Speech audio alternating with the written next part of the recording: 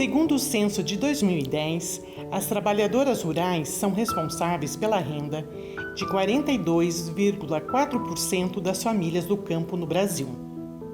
Cerca de 14 milhões de brasileiras que estão nas lavouras, comunidades quilombolas e indígenas e nas reservas extrativistas são as protagonistas da agricultura familiar no país.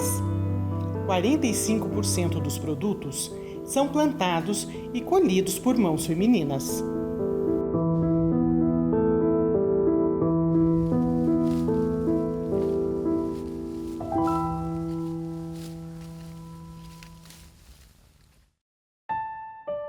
Cultivo do medo. Entre o azul do céu, o verde do cultivo, o ar puro do campo, destoa a obscuridade da violência. Relatos fortes, verdadeiros, doloridos. O silêncio permeia a vida da mulher do campo e precisa ser quebrado. São histórias de agressões físicas, constrangimentos e humilhações.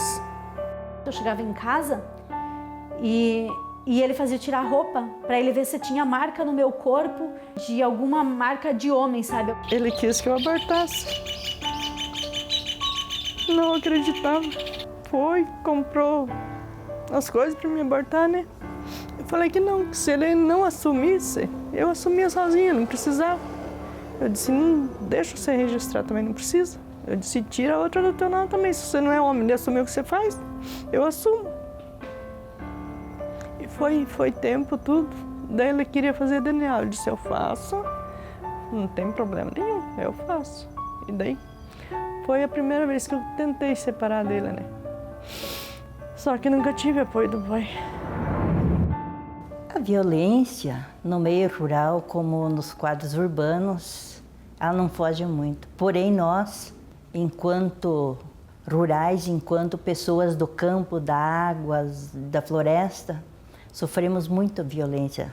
Violência moral, violência sexista, violência da questão de você não estar presente na sociedade. Aquela visão que as pessoas têm da mulher agricultora que ainda está no seu trabalho invisível, que não tem reconhecimento nenhum, e a violência predomina muito. E para nós que vivemos assim em áreas camponesas de difícil acesso, e a nossa vizinhança é longe, nós no campo nós moramos, o primeiro vizinho ele se torna em torno de 3, 4 quilômetros, quando não se vive em comunidades assim feitas já, né? Porém, a violência ainda é bastante grande para nós mulheres, mas é uma violência silenciosa. No campo é um pouco complicado ser mulher. As mulheres são bastante discriminadas. Tem muitas ainda que vivem, diz que a escravidão já passou, mas ainda ela não passou. Tem apenas a obrigação, né? Os direitos, poucas têm. É a primeira que levanta sempre e a última que vai dormir, né? É a primeira que levanta para fazer o café, tem que tirar o leite, tem que fazer tudo, tem que arrumar e na hora de ir para a roça tem que estar junto lá. Não é fácil ser mulher no campo, né? As mulheres, de certa forma, no campo, se tornam muito mais invisível do que na cidade, sim. Ele sempre foi uma ótima pessoa, uma pessoa maravilhosa, muito querido, de um respeito assim incrível, sabe, para as pessoas de fora. Dentro de casa ele era uma pessoa totalmente diferente. Ele não me tratava eu e os filhos como tratava as pessoas lá fora. Por isso que quando eu falava alguma coisa, dizia, né, o meu marido faz, ninguém me acreditava. Porque ele lá fora era uma pessoa diferente, né? Ele não se demonstrava a mesma pessoa que era dentro de casa, né? E quando eu fui estudar, que a aula minha começou um tempo antes de ter o transporte escolar, que era na cidade que eu estudava, e como eu moro no campo, então eu não tinha, ia longe, eu não conseguia ir até lá e não tinha carro nessa época. Era uma época bem difícil, foi em 2006, e eu falei que ia estudar, que eu não ia desistir, eu ia continuar o curso. Ele me bateu, ele agrediu, sim. Eu fui muito agredida, até 3 meses eu tinha marca no corpo da agressão física e a gente separou nessa época.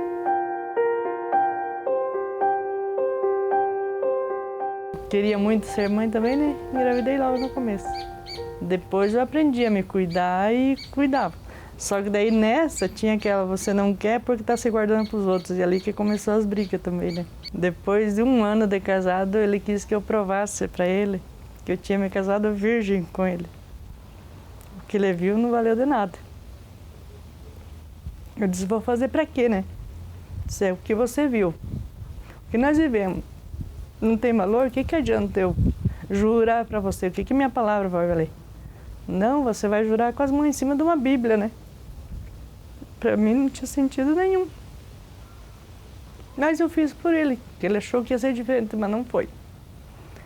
Ali foi ficando cada vez pior. E essa coisa ele fez por uma simples brincadeira. Uma pessoa da família veio visitar depois de um tempo e viu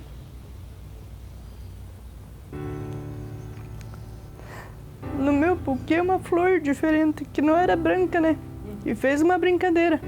O que vocês fizeram antes do casamento que tem essa flor aqui, né? Eu não fazia a menor ideia daquilo. E quem colocou aquela flor foi a minha testemunha do casamento, que disse que não ia aparecer lá, nas fotos, né? Depois que ela foi embora, ele falou, o que ela sabe de você que falou isso e que eu não sabia. E ali foi onde começaram nossas brigas, né? Fiz o que ele pediu, mas não adiantou de nada. Ele não confiava, não acreditava, por mais que fizesse, por mais que falasse, não adiantava. Eu tinha minha filha, era pequenininha, e tinha uns 4 anos, eu acho, a minha filha, e ela ficou com a minha mãe cuidava dela, e eu fui estudar. Eu bati o pé, apanhei, mas fui e concluí meu curso. E daí ele pediu para voltar, depois quando voltou o transporte escolar, que eu vim para casa da mãe, aí falou, não, volta para casa, vai ser tudo diferente, nunca mais eu vou te bater, você me perdoe, porque eu fiz no momento que eu estava nervoso, porque você ia ir lá, tem muitos homens estudando e eu fiquei com medo de perder, eu te amo muito, eu fiz isso porque eu te amava, então me perdoe, eu nunca mais vou fazer isso. Depois de 2 anos, mais ou menos, eu engravidei de novo. E aí foi pior ainda. Fui e procurei meu pai, também não aceitou, porque era uma vergonha. Naquele tempo, uma mulher separada, né? Ele já tinha medo antes de eu casar, que um dia eu fosse uma mãe solteira, não aceitava de jeito nenhum uma mãe separada e ainda com filho, né? Separei, fui para casa dele esperando que ele fosse me ajudar. Dali uns 3 meses eu tive que voltar para casa, porque não tinha para onde ir, eu não tinha estudo. Na agricultura que eu tinha aprendido a trabalhar, eu não tinha terra para trabalhar também, né? O que eu fui fazer? Tive que voltar, não tinha o que fazer. Não tinha onde morar, com 2 crianças. Cheguei a entregar as meninas para ele, né? Eu disse, já que eu não posso cuidar, deixa que ele cuide. Daí eu falei, tudo que eu queria na minha vida era para meus filhos, né? Eu disse, não vou abrir mão deles. E tava ficando louca de ver que eu tinha que abrir mão de tudo, até das crianças. E aí meu pai queria me internar no hospício porque eu tava ficando louca ao invés de me ajudar, né? Aí eu peguei e voltei para casa. A situação nossa no campo hoje, ela ainda está bastante precária. Nós, principalmente, que vivemos no meio rural, na roça, nós ainda se encontramos na invisibilidade. A mulher da lavoura, a mulher que labuta, que trabalha, que busca a alimentação mundial, dá para dizer assim, nós estamos invisíveis ainda. É preciso muito trabalho para que a gente possa estar trazendo esse protagonismo das mulheres que somam-se aos homens e que produzimos e alimentamos, porém, falta muita coisa ainda para nós. E eu engravidei. Ele sabia que era de um menino já, mas ele não se importou e eu perdi. Por conta da vontade de comer um pedaço de bolo que custava 50 centavos.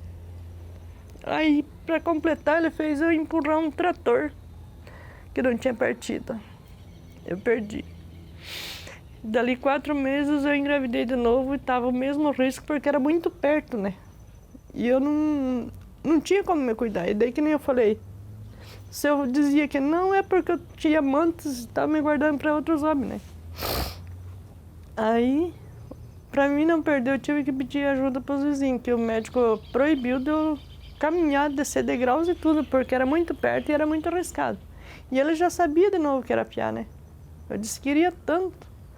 E o meu medo maior era que quando eu ganhasse na dieta, que nem a mãe dele teve problema também e ficou fora de si, né?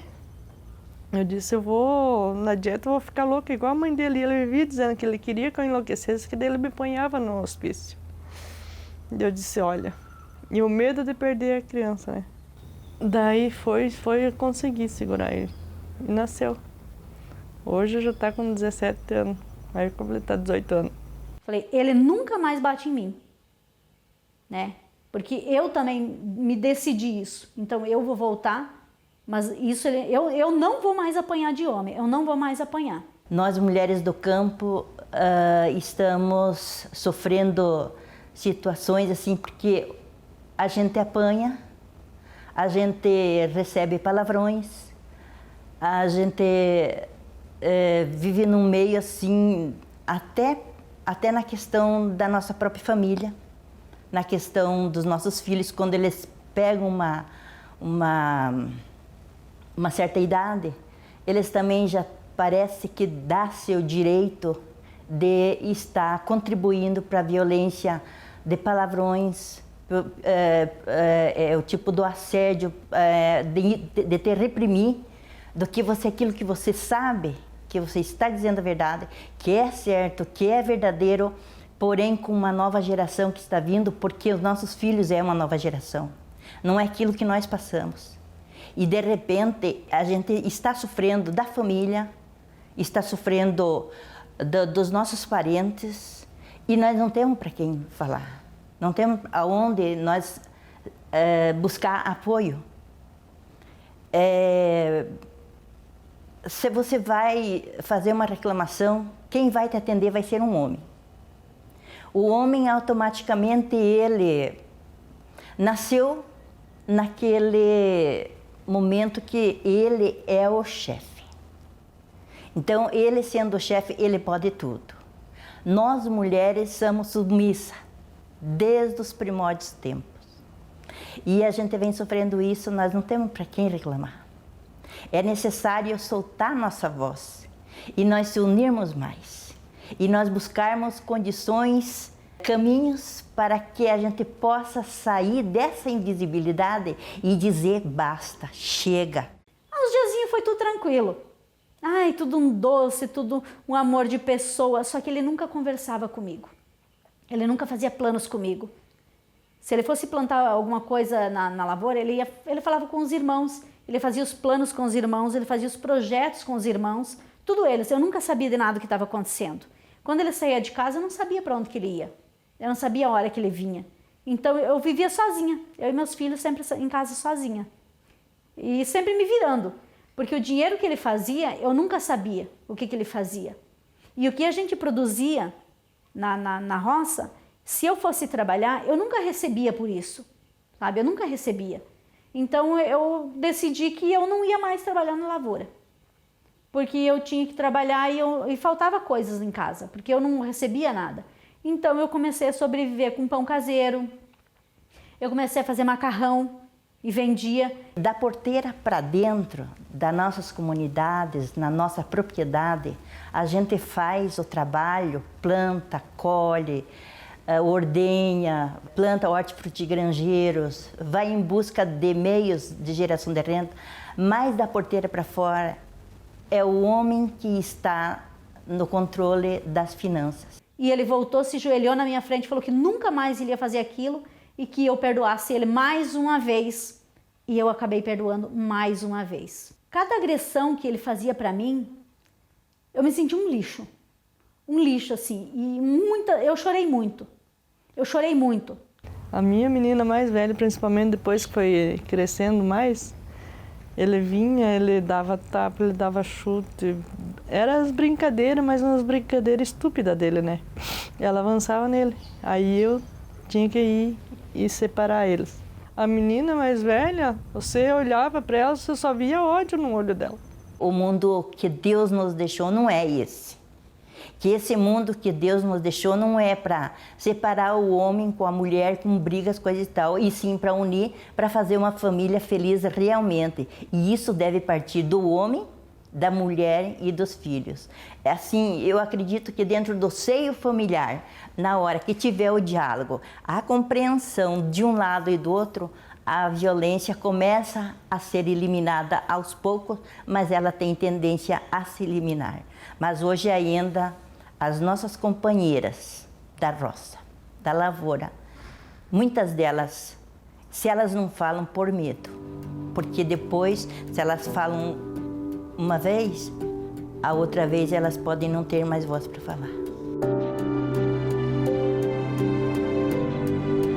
Ele me apoiava muito a estudar, eu te apoio a estudar, ele dizia para mim. Mas não precisa. Para que tu vai estudar? Você tem tudo em casa pra gente ter na roça, não precisa ter estudo. Para que você vai ser técnica em turismo? Não precisa, pois a gente ganha só da lavoura. Por que tu vai fazer carteira de motorista se eu tenho a minha? Você não precisa de uma carteira de motorista. Para que tu quer? Dirigir para ir atrás de homem? É só para isso que você quer. Como se a mulher tem necessidade disso. A mulher só quer viver. A mulher não tem necessidade de ir atrás dessas coisas, sabe?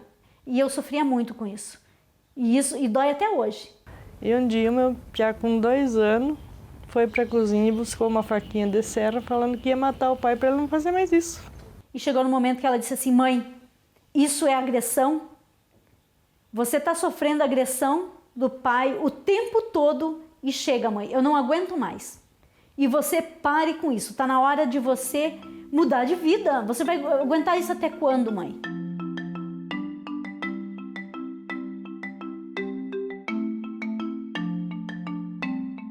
A violência contra a mulher no campo, ela, por um lado, continua sendo um tabu por causa do processo de invisibilização do que ocorre, muitas vezes, portas adentro, né? Então, muitas vezes a gente tem a violência ocorrendo no campo, só que ela não é discutida nas políticas públicas, ela muitas vezes não é discutida pelas famílias, ainda se tem uma ideia da família de uma forma harmônica, inclusive pelos próprios estudos, né? Os estudos do campesinato, muito importantes na nossa história, têm considerado a família como uma unidade, né, de produção.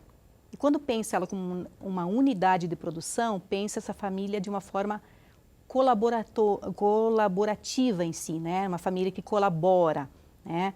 Isso é uma dimensão importante. Só que essa família não só colabora entre si. Dentro dessa família existem hierarquias, existem divisões, essas divisões de poder, né? Divisões de trabalho que tem o recorte de gênero, né? Então a gente poderia dizer que a gente tem uma divisão sexual do trabalho no campo, que não é só uma divisão de tarefas, em que a mulher faz algumas tarefas e o homem faz outras. Muitas vezes as que a mulher faz, historicamente, estão vinculadas ao cuidado, à questão do trabalho doméstico, à produção da alimentação, mas ela também faz todo um trabalho no espaço da lavoura, né? Só que esse trabalho, geralmente da lavoura, que é visto como um espaço masculino, ele é visto como tendo um valor maior. Então, existe uma hierarquia no que as pessoas fazem em termos do valor social. E isso também leva a uma situação de poder, né? Então, quem tem um trabalho que tem um valor maior, acaba tendo um poder maior no processo de decisão dessa renda, né? E também acaba sendo muitas vezes a pessoa que vai circular no espaço público para a comercialização, para a venda, para toda a negociação que se faz fora, né? Então é visto, chamado como trabalho produtivo, então como trabalho que gera renda, né? Como se quem gerasse renda na agricultura fosse o homem, tanto que a gente vai ter o quê? No nome do homem vai aparecer o agricultor, a gente não vai ter a agricultora. Recentemente a gente tem a agricultura por luta das mulheres, porque antes elas eram chamadas como do lar. Isto também é uma violência. Então, a violência não é só a violência física, existe também a violência simbólica, aquela que vai diminuindo as pessoas, o que elas são, o que elas fazem, né? Que vai colocando elas num lugar inferior, como se o que elas fazem não fosse um trabalho, né? Ou fosse um trabalho menor. Tanto que elas eram chamadas do lar. Eu tenho um sonho, sim. Eu tenho um sonho, acho que é o sonho de muitas mulheres. Eu tenho um sonho de liberdade. Se eu lembrar lá na história da minha família, que eu sou filha do campesinato, quando o meu avô foi procurar terra, que era numa época que ainda os avós podiam ajudar os filhos a comprar um pedacinho de terra, que não necessariamente essa é a realidade que a gente tem hoje, lá no Rio Grande do Sul. Então ele para cada filho, homem, ele foi e comprou um pedacinho de terra, né, que depois os filhos com o trabalho devolveram isso e ele pôde comprar para o outro que estava na fila, né? Só que para as filhas mulheres se pensou nesse enxoval. Então vai a vaca, vai toda a questão para a cozinha, né, o fogão, a geladeira, na época às vezes nem geladeira existia, mas enfim, tudo que vai para compor a cozinha e os animais de pequeno porte, né, a vaca, as galinhas, né, isso seria o enxoval da mulher, né? Então, só que o que acontece? Essa terra, ela tem um poder, ela vai se valorizar, ela vai continuar. Esse enxoval, daqui a pouco, né, daqui a uns anos vai ficar velho, né? Então, qual o poder de barganha que essa mulher tem em relação a esse homem? Isso é uma questão cultural, que hoje já tem muita transformação disso, mas isso faz parte de um modelo que vem se colocando.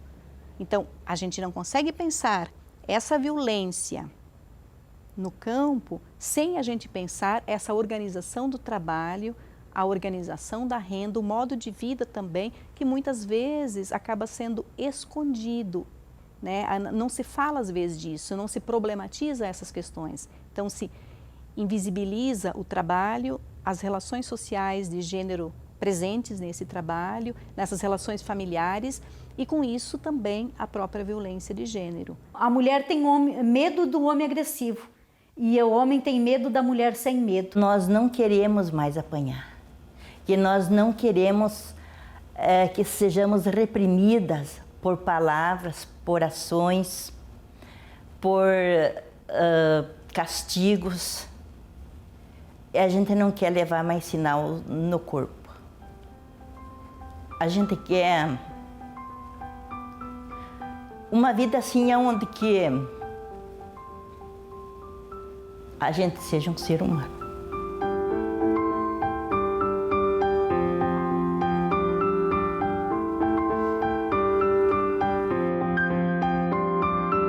É importante frisar que houve uma grande dificuldade em encontrar mulheres dispostas a conceder uma entrevista justamente pelo medo de serem reconhecidas.